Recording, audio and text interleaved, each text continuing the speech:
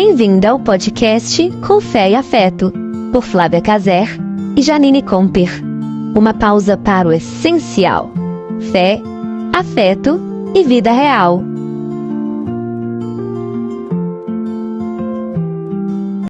Oi, gente! Chegamos então ao nosso 6º episódio, último episódio dessa primeira temporada, e com o coração assim transbordando de alegria. Quanto assunto, quantos temas maravilhosos que edificaram a vida de tantas mulheres, foram tantos relatos maravilhosos que recebemos, eu e a Flávia. Estamos assim com uma gratidão, coração transbordando, muito felizes. E hoje o nosso tema escolhido a dedo, esperamos esse momento com essa mesa maravilhosa de Natal, já pertinho aí do final do ano, para falar de um tema que perpassa a vida de todas nós mulheres, todo mundo na verdade, mulheres, adolescentes, homens, né? Que é sobre, não vai ter que regra, não vai ter dieta, receita pronta, nós vamos falar das emoções, nós vamos falar de como elas afetam a nossa forma de lidar com a comida. E eu tenho certeza que vai ser um papo leve, muito gostoso e que todas nós vamos aprender muito com a nossa convidada maravilhosa de hoje. Então, vamos a isso. Eu sou a Janine Comper, sou cristã, sou psicanalista, sou arteterapeuta e doutoranda em supervisão e análise de data. E sempre chegando a esse 6º episódio com a minha querida amiga maravilhosa, profissional, que eu admiro, Flávia Caser. Oi, Flávia. Que delícia estar aqui de novo. Eu sempre falo a mesma coisa, porque realmente é uma coisa que a gente curte. Verdade. É muito gostoso. Esse clima que a gente cria, né? Deixa a gente muito à vontade. Não somos, assim, as experientes das câmeras, mas o que a gente queria trazer é o bate-papo entre amigas, dividir aí com vocês também. E com essa mesa posta, tudo fica tranquilo. Inclusive, é difícil a gente parar de falar. E mais uma vez, a gente está aqui. Esse tema, assim, ele foi muito aguardado. Eu acho que ele veio na hora certa, Janine. Verdade. Eu tenho pra mim, assim, que eu vou falar muito de mim aqui hoje. Porque eu vivi isso a minha vida inteira. Essa questão do efeito sanfona, de lidar com a comida de uma forma que hoje, depois de muito bater cabeça, de terapia, de mudar de nutricionista várias vezes, hoje eu entendo a minha relação. Eu vou ousar dizer que eu curei minha emoção com relação à comida.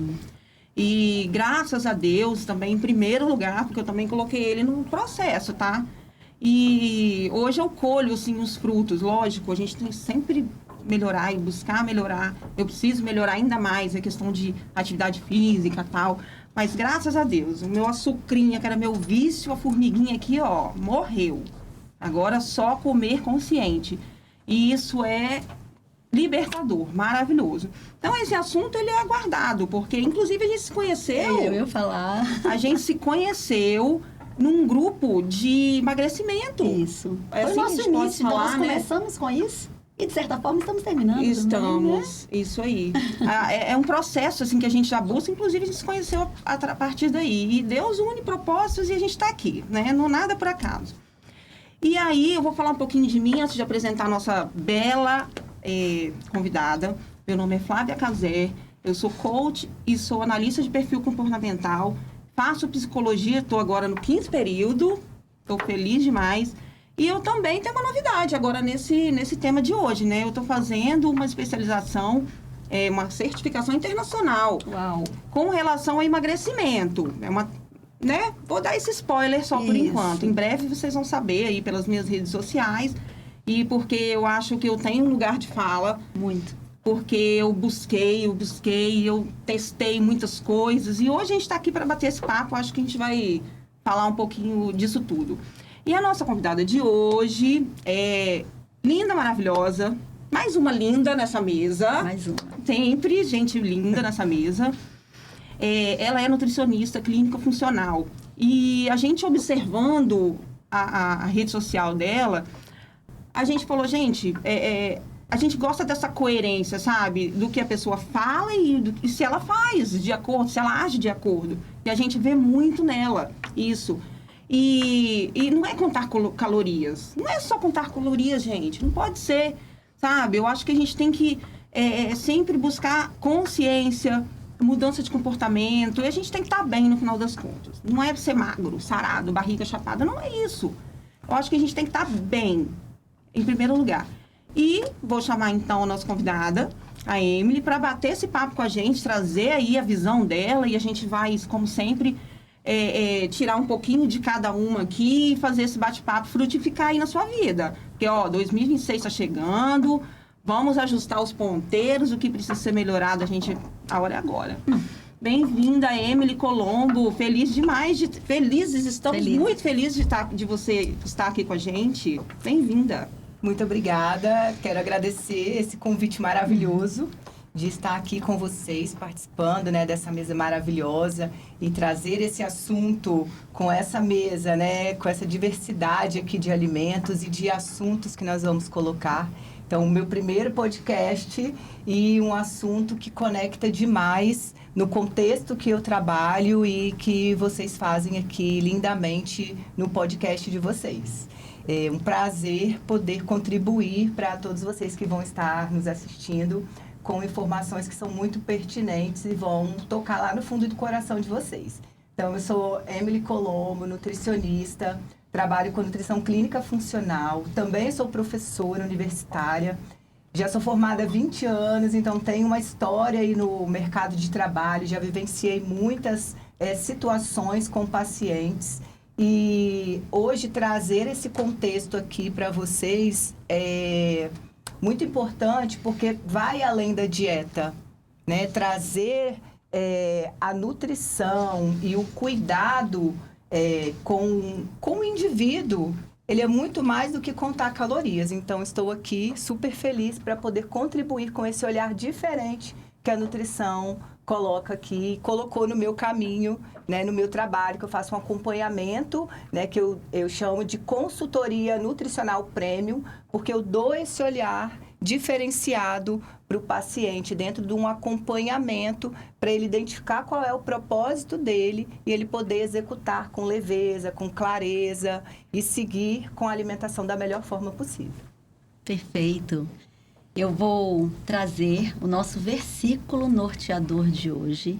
Então, ele está em Provérbios, para uma reflexão, e eu acho que ele tem tudo a ver com o nosso bate-papo aqui. Provérbios 4, 23. E ele diz sobre tudo o que se deve guardar. Guarda o teu coração, porque dele procedem as fontes da vida. E quando a gente fala do coração, somente na palavra de Deus, é porque ali é o centro das emoções, né? E esse centro das emoções, ele acaba transbordando na nossa forma de viver. Ele acaba transbordando na forma de lidar com o outro, na forma de lidar com a gente e na forma de lidar com o alimento, né? Nós somos de famílias do interior, a Flávia, eu, a Emily. E o que acontece muito no interior? A gente come, né? A gente tem muita merenda, a gente tem muito bolo, muito pão. E aí cria-se aquela coisa da fome, da cultural, né? Do comer culturalmente em volta de uma mesa. Então, eu quero, através disso, tivemos essa curiosidade de saber da Emily, na prática, Emily, essa diferença entre fome física, entre essa fome emocional, né, que a gente vai falar no decorrer, mas também essa fome cultural, que parece que a gente não consegue sentar para conversar com alguém sem ter comida, né? A comida, ela faz parte disso tudo. Então, qual que é? Fala pra gente um pouquinho essa diferença, Emily. Sim, eu acho que um tema que é super fácil de falar, mas também para as pessoas é complexo de entender, né? Nós temos esses três contextos que se misturam, né? Que é a fome física, emocional e também essa fome cultural, que é interessante a gente tratar, né, sobre isso. Então, vou tentar colocar assim, um pouquinho na visão prática o conceito de cada um para a gente poder discutir ao longo aqui do nosso podcast. A fome física, ela é colocada, né, assim, mais na prática com as sensações mesmo do nosso corpo. É a fome fisiológica, é a fome de nutrientes. Então, quando nossas células estão com uma baixa de energia, de calorias, o nosso corpo vai trazer o estímulo fisiológico para a fome, né? Então, a gente vai comer de uma forma equilibrada, vai levar nutrientes para o nosso corpo. Então, aí a gente consegue saciar essa fome física. Já trazendo para o contexto emocional, eu costumo muito falar com os pacientes para eles saberem identificar, é fome ou vontade de comer, né? Que a gente traduz como a fome emocional, né? Que às vezes é aquela história, eu abri a geladeira, mas eu não sei o que eu quero comer. Então, é o emocional falando. Então, sim, ele está linkado a muitas emoções, diversas emoções. E o indivíduo, o paciente, ele precisa identificar. Às vezes está ligado a algo psicológico, a uma questão, às vezes, de um dia sobrecarregado, um estresse, né? Então, a pessoa acaba buscando um alimento que é mais reconfortante, que muitas vezes são os açucarados, os doces, ou aqueles, né, que são associados com gorduras e doces, que trazem uma elevação de alguns hormônios do bem-estar de forma momentânea. Então, você mascara aquela emoção momentânea, mas quando passa aquele efeito que o hormônio te deu de prazer, você volta com essa fome emocional.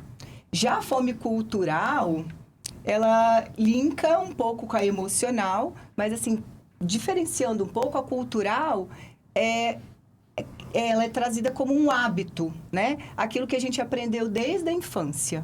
Então, está rodeado o quê? Do que os nossos pais nos ensinaram, aquele ambiente que nós vivemos, né? A cultura do local, da região, como você colocou, né? Nós somos do interior, então o interior tem muito esse hábito de reunir a família à mesa, com comida, né? Mas eu acho que a fome cultural, ela vai além disso, né? Ela é fixada, muitas vezes, lá na infância. Só para dar 2 exemplos que eu gosto de colocar, então, assim, que traz muito depois para o gatilho do emocional, às vezes de uma forma ruim, que seria a forma de recompensa. Muitas vezes, lá na infância, o pai, a mãe ou um responsável está ali. Se você comer tudo, você vai ganhar um doce. Se você se comportar, eu te levo para chupar um sorvete. Então, já começa a linkar para um emocional a recompensa. Então, a criança cresce naquele contexto. Se eu, então, fizer uma coisa boa, eu posso me recompensar com algo gostoso, com uma guloseima, né? Então, isso vem de uma base, às vezes, cultural de ensino. E a outra questão, que até já conversando uma vez com a Flávia, que eu tenho paladar infantil, né? Isso é muito comum no consultório. Eu não como verdura, eu não como fruta, porque meu paladar é infantil. Aí eu falo, peraí, né? O paladar infantil criou-se isso, mas será que realmente é o paladar infantil ou foi o que a gente aprendeu? Porque se a gente for na essência da nutrição, o paladar infantil, ele deve ser criado de forma saudável, né? Com hábitos saudáveis. A introdução alimentar, ela precisa ter todos os nutrientes de forma equilibrada. Só que culturalmente, por também questões da indústria alimentícia, a gente é voltado a comer, né, de uma forma mais industrializada, do mais doce. Porque a criança, ela não sabe o que é doce, salgado, azedo e amargo. Ela cria esse paladar ao longo do tempo. Então, a parte cultural, que é a mesa, também leva, às vezes, um gatilho emocional lá no adulto, mas que ele tem essa recompensa que criou na memória dele desde a infância, por esses exemplos. Adorei, Emily. Até o termo fome cultural é bem novo para mim. Mas quando eu me coloco a pensar, é muito real. E eu lembrei assim, eu como mãe, né? Eu tenho 2 filhos, um com 19 e a outra com 11. Então, assim, eles tiveram mães diferentes. Eu com 25 anos e eu com 32 era mais madura, enfim. E como eu fiz com o mais velho, sem muita consciência, muita maturidade, e ele trouxe alguns desafios com relação à alimentação. Quando eu tive a mais nova, eu já tentei corrigir. Vou dar um exemplo que eu acho que funciona como essa tomada de consciência para quem está em casa. Quando a gente é criança, enfim, nossos pais, avós, a gente viveu essa realidade. Come tudo, não deixa nada no prato. E aí, eu nessa segunda maternidade, para quê? eu me questionei, para que eu vou falar com ela para comer tudo? Se ela estiver saciada, eu vou usar uma palavra aqui que não é nada técnica, mas assim, eu vou estragar o sensor de saciedade da menina? Não. Ela sempre teve um bebê. Vou dar um exemplo de um bebê. O bebê, ele é colocado ao peito, quando é, né, amamentação e tal. Ele vai ficar lá 15, 20 minutos, não sei. A hora que ele saciou, ninguém coloca o bebê no peito mais. Ele não aceita. E a minha mais nova, ela tinha isso. Eu observei que ela tinha um senso de saciedade. Eu falei, jamais eu vou estragar isso. Mas eu não tive a consciência disso lá na primeira maternidade. E eu acho que é muito isso. Antigamente, que os nossos avós e os pais tal, iam para a escola a pé.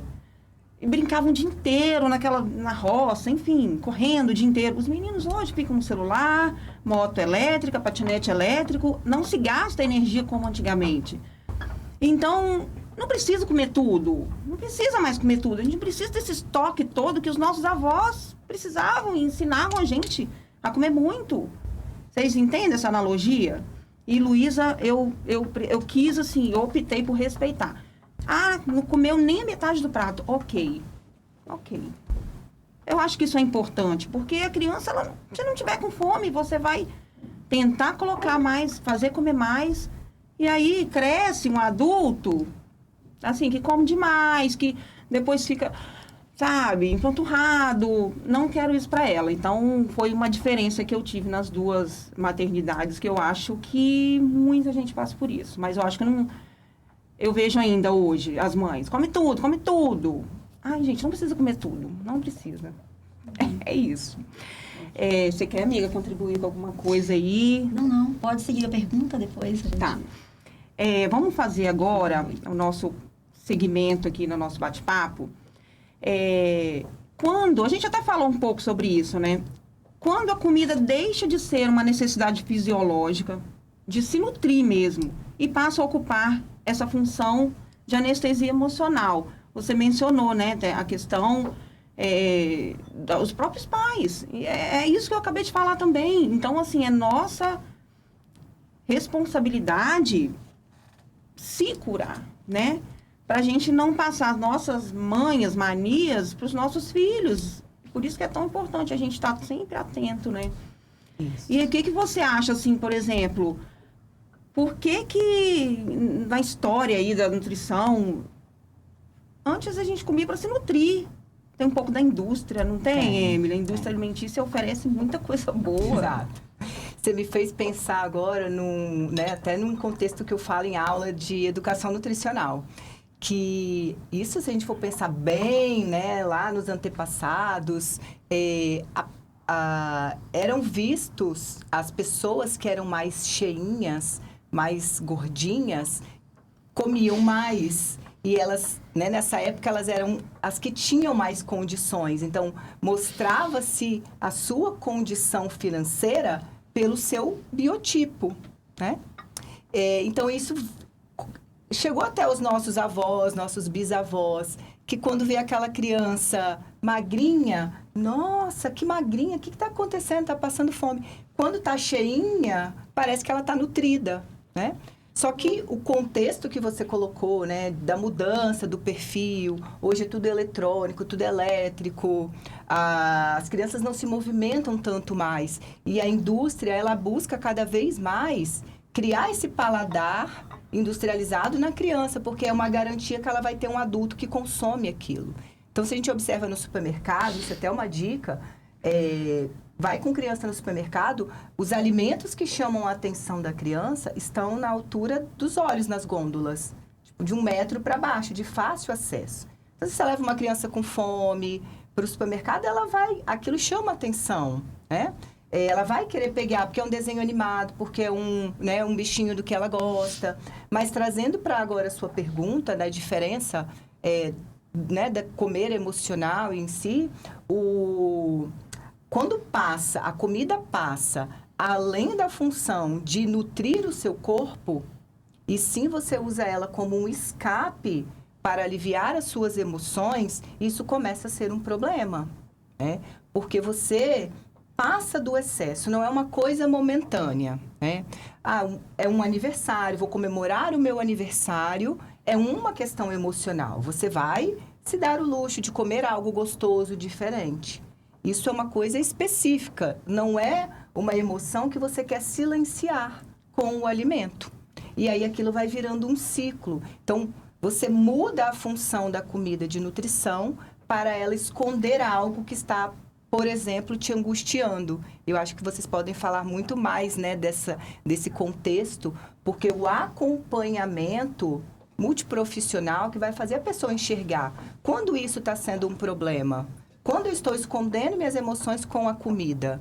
E eu faço muitas vezes no meu acompanhamento o paciente visualizar isso e ele enxergar a necessidade que ele precisa buscar algo a mais para ele evoluir e, às vezes, numa questão metabólica mesmo. É legal, eu tenho algumas atendidas, né, dentro desse contexto. E à luz da psicanálise, o que é a compulsão, né, alimentar, né? A gente tem a fase oral, uma das fases do desenvolvimento humano de Freud, a fase oral. E essa fase, esse amamentar, está nos primeiros meses de vida, esse amamentar a criança, esse seio materno, ele vai muito além do somente nutrir a criança, o bebê. Ele tem afeto, ele tem segurança, ele tem proteção, ele tem amor. Então, assim, quando essa criança entende que o alimento, porque todo o prazer da criança está na boca, né? Ela leva todos os alimentos, ela leva todos os objetos, tudo está na boca. Então, ela entende e começa a ver o mundo. O alimento é a primeira porta de entrada do afeto, do amor, do conhecimento da criança. É a boca. Então, quando existe alguma falha, seja por questões emocionais da mãe, seja por não apoio, às vezes, da parte paterna, e a gente sabe que N situações, né, podem acontecer nesse período, existe, então, Emily, essa falha nesse sistema, onde essa compulsão, quando essa pessoa vem depois buscar esse alimento por compulsão, na verdade, vamos fazer assim uma ilustração, como se fosse um cobertor, como se fosse um cobertor emocional. Ela sente aquele frio, aquele vazio, aquilo que ela precisa de preencher, que está lá atrás, a raiz, né, emocional, e ela come. Mas aí ela come, é como se ficasse quentinho, ficasse bom novamente, saciasse esse afeto, mas rapidamente essa sensação vai embora, né? Então, essa compulsão, ela vem muito dessa fase de desenvolvimento. E buscar ajuda nutricional, com terapia, com profissionais especializados, fazem toda a diferença nesse momento.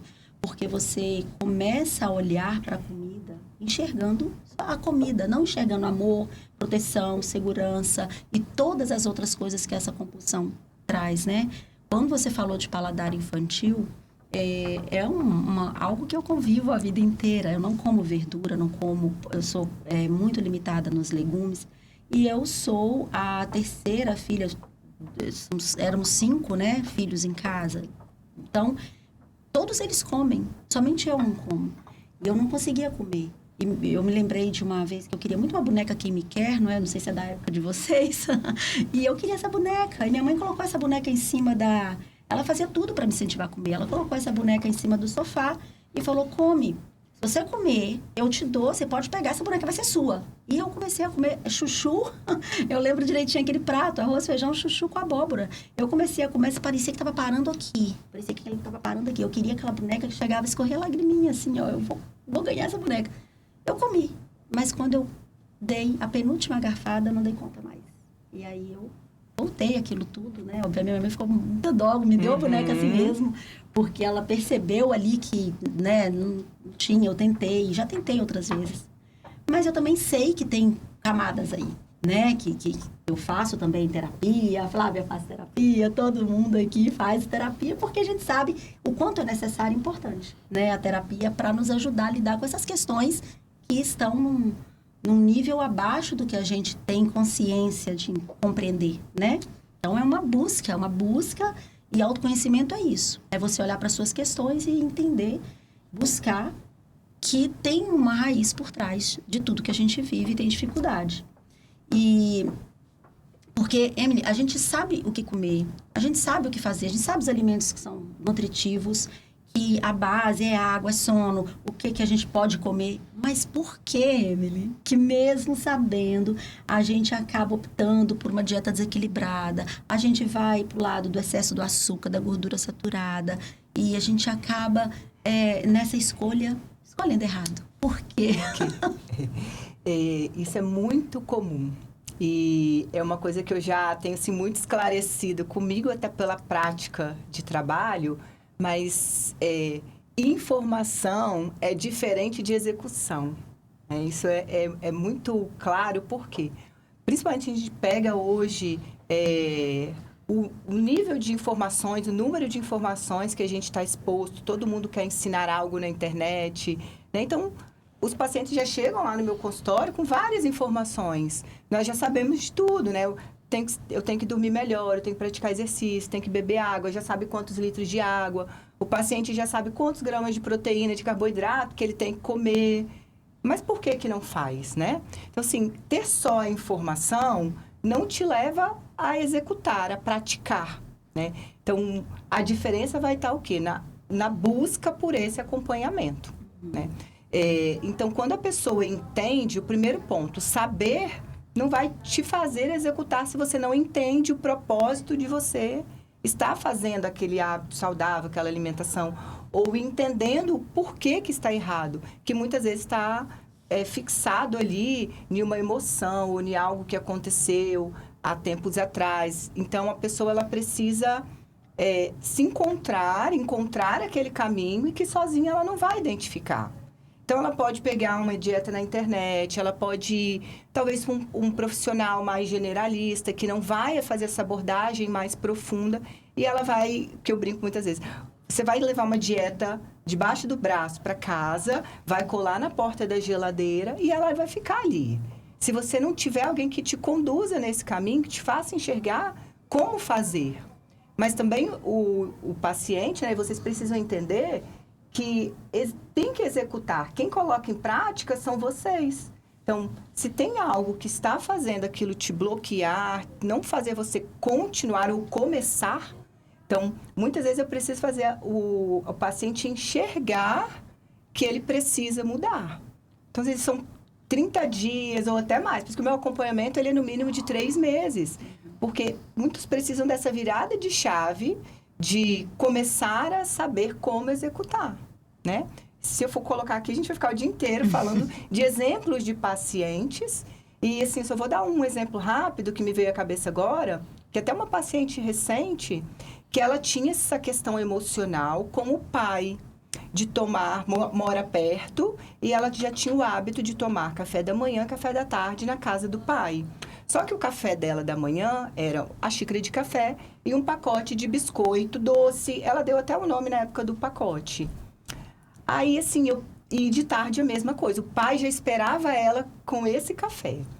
Aí aquilo ficou na minha cabeça, assim, né? Ela precisa mudar. Como eu vou fazer sem tirar o vínculo? Então, em várias conversas, nós fomos, né? Eu fui entendendo essa importância tanto para ela quanto para o pai desse momento.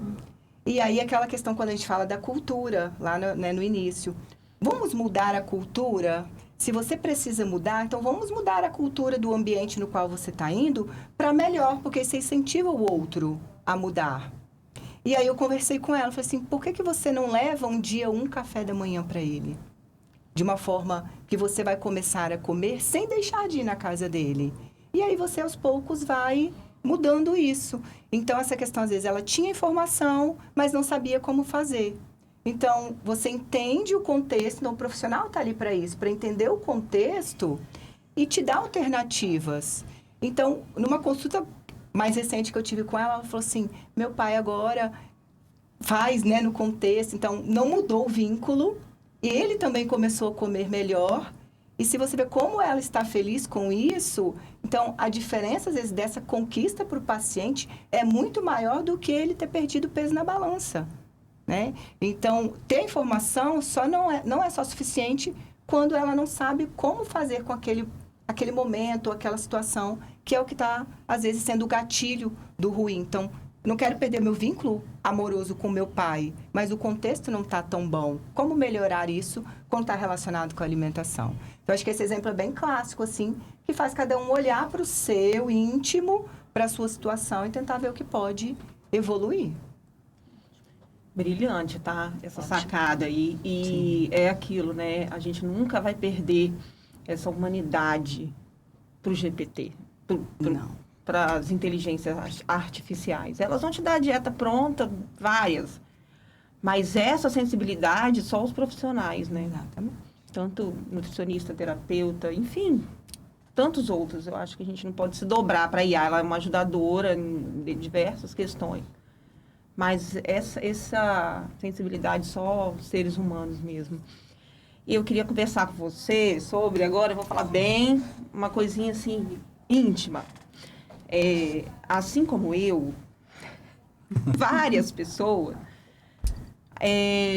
precisam buscar canetas emagrecedoras, já testei várias, muda de nutricionista em nutricionista, vai em um, não dá certo, vai em outro, não dá certo. O problema é dos nutricionistas? Não, é uma coisa minha, né, e de várias mulheres que vão se identificar.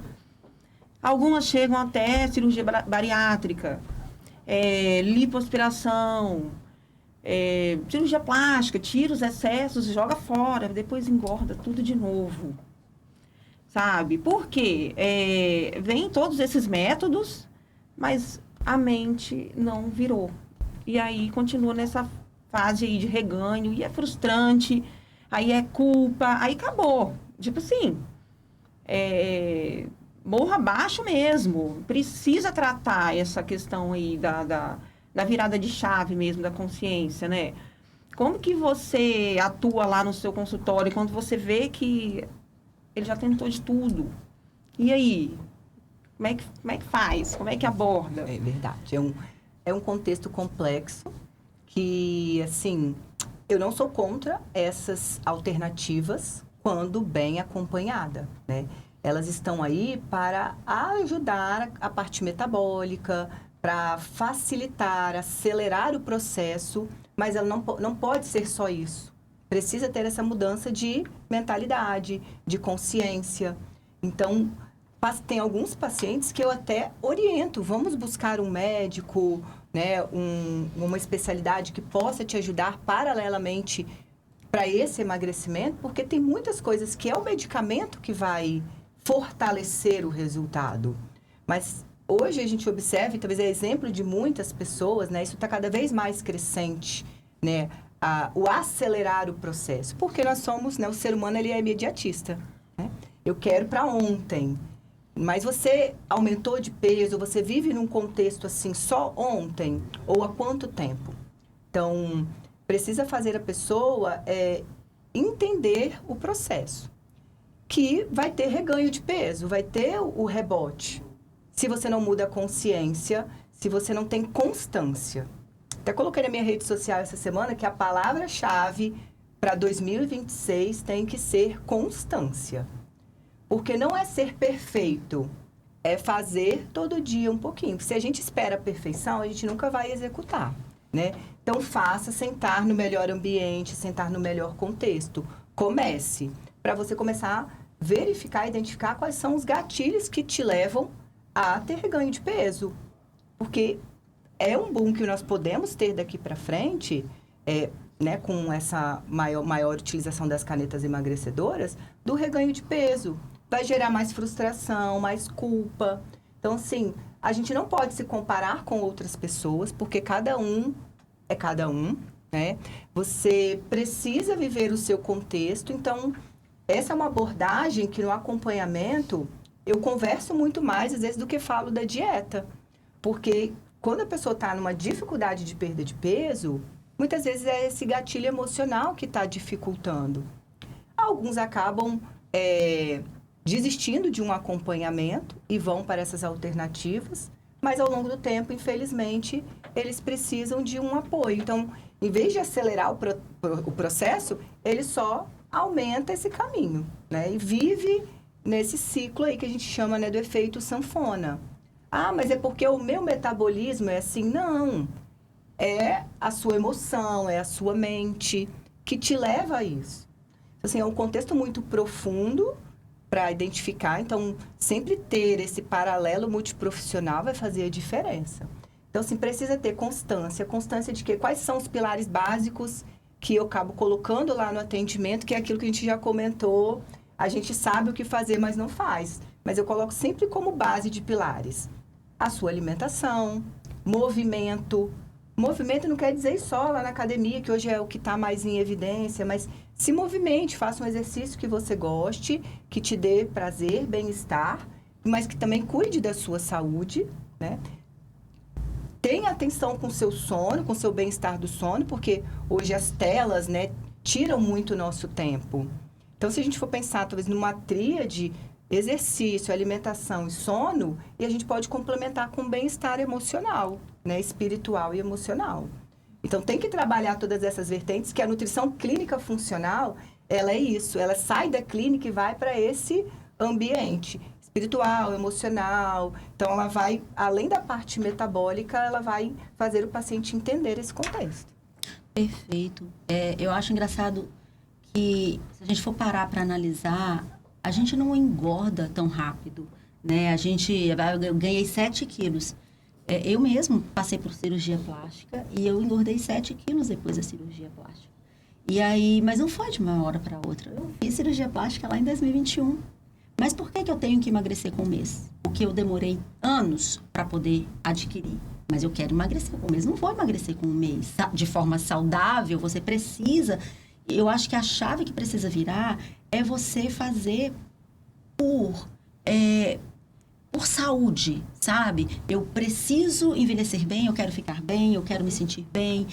Então, quando você vira essa chave e não faz só pela estética, sabe? Mas sim para se sentir bem, para cuidar de você, eu acho que isso faz muita diferença. E eu acho que a forma com que a gente nos enxerga dentro desse contexto fala muito, né? A Flávia falou de criação de filhos. A minha filha, ela tem essa condição de compulsão alimentar. E ela tem 3 filhinhas. E ela é muito... eu acho muito linda a forma com que ela lida com isso com as filhas, porque ela tem uma rotina alimentar com as meninas muito certinha, sabe? Então, assim, as meninas têm o horário certo de jantar, e elas comem ali enquanto aguentam, elas se alimentam bem, se nutrem bem. As meninas têm facilidade de experimentar, ela sempre está oferecendo algo novo para que as meninas possam experimentar, para ter essa variedade, né? Porque eu mesmo tenho dificuldade de experimentar alguma coisa. Se eu não for com a cara daquilo ali, eu não vou colocar na boca, não. Vou recusar, né? Então, eu olho, percebo, eu tenho muita, muita dificuldade. E a vida inteira, nesse efeito sanfona também, como a Flávia, mas só que eu olho lá atrás, eu era tão novinha quando eu tive a minha filha. O meu filho, eles são 5 anos de diferença, né? E, assim, eu olho, eu falo, gente, mas eu não era gorda, mas eu me achava. Achava que eu estava acima do peso. Aí, tá, depois eu fiquei muito tempo com 49 quilos, depois fiquei muito tempo com 54, achava que eu estava fora. Hoje, olhando, sabe? Então, eu acho que é aqui mesmo a mudança de chave. E como que isso interferiu na forma da minha filha se ver, se perceber, e principalmente como que ela identificou no crescimento dela, na forma de perceber o mundo, como que isso tem importância. Uhum. O grau de importância que ela colocou, a aparência, a estar magra. E, de certa forma, eu não vou colocar a palavra culpa, né? Porque eu já consigo hoje entender, mas eu acho que a responsabilidade, vamos colocar assim, é muito da mãe, sabe? Essa responsabilidade de você deixar, como a Flávia falou, essa liberdade de comer ou não, de não se olhar tanto no espelho, não se cobrar tanto na presença da filha, sabe? Porque nós somos espelho. Elas espelham o tempo todo. E se você não está satisfeita, ela vai achar que ela também é insuficiente, inadequada, sabe? E como que isso reflete a vida toda, né? E, então, assim, é muito importante. E uma pergunta que eu acho que vai fazer sentido para mim, para todo mundo, para você em casa, se tem uma forma, Emily, da gente identificar o gatilho antes de vir a comida. Antes de você abrir a geladeira ou antes de você pegar e comer tudo que está na sua frente, se você identifica esse gatilho, se tem algo que a gente pode ali fazer antes, nesse pedaço ali, né? Nesse espaço entre o gatilho e a comida, e o fazer.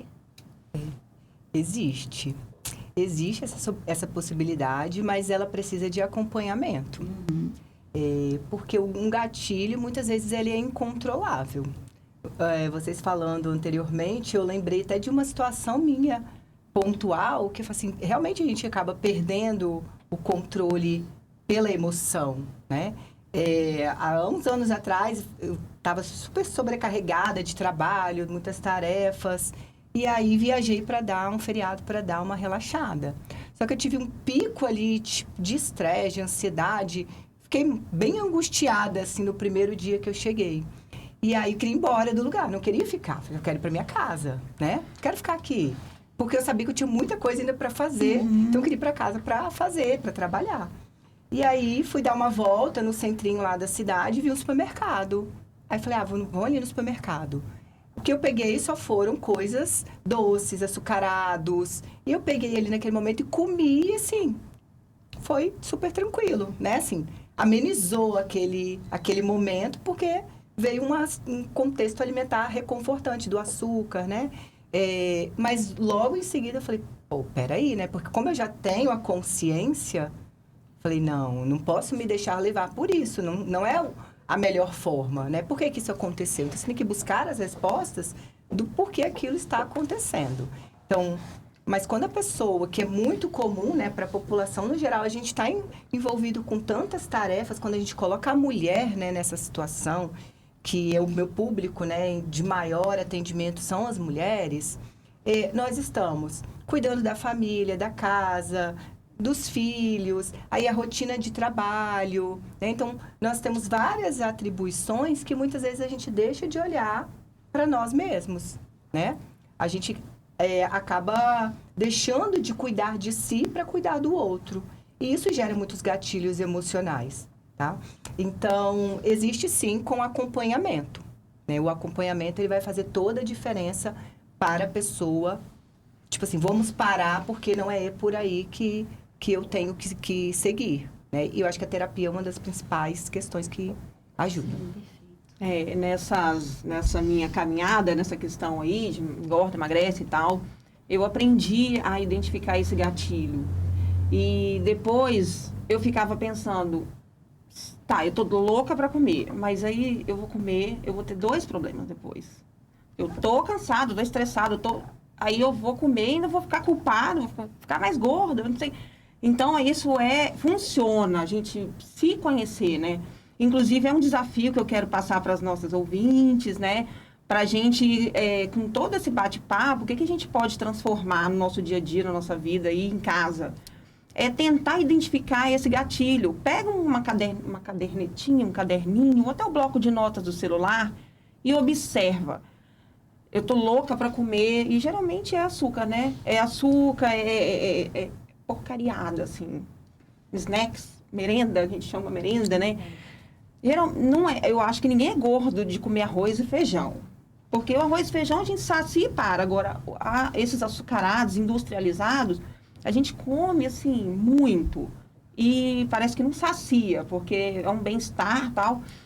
Então, assim, trazer para esse bloco de notas, o que eu estou sentindo, o que está levando a essa vontade de assaltar a geladeira ou de ir no supermercado e comprar um monte de besteira.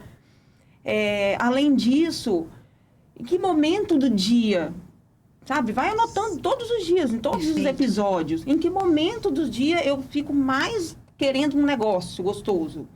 Porque às vezes é aquele final do dia, você já está cansada, já deu confusão com o chefe, aquela luta de todo mundo, da vida diária acontecendo, né? E aí anota tudo, e no final de um período, de uma semana, enfim, olha e checa se você consegue identificar um padrão. É lógico, com ajuda, igual eu tive ajuda, é muito mais fácil.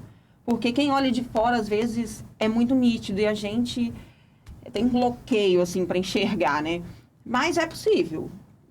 tenta, sabe? Eu acho que vai funcionar muito para quem testar e tentar identificar esse gatilho emocional em casa, antes de atacar. O nosso aqui a gente vai atacar daqui a pouquinho, mas é sem açúcar, é sem lactose, é sem glúten, né? Da Fit Maria Cakes. A gente trouxe uma frutinha aqui também, para fazer uma média com a nutricionista.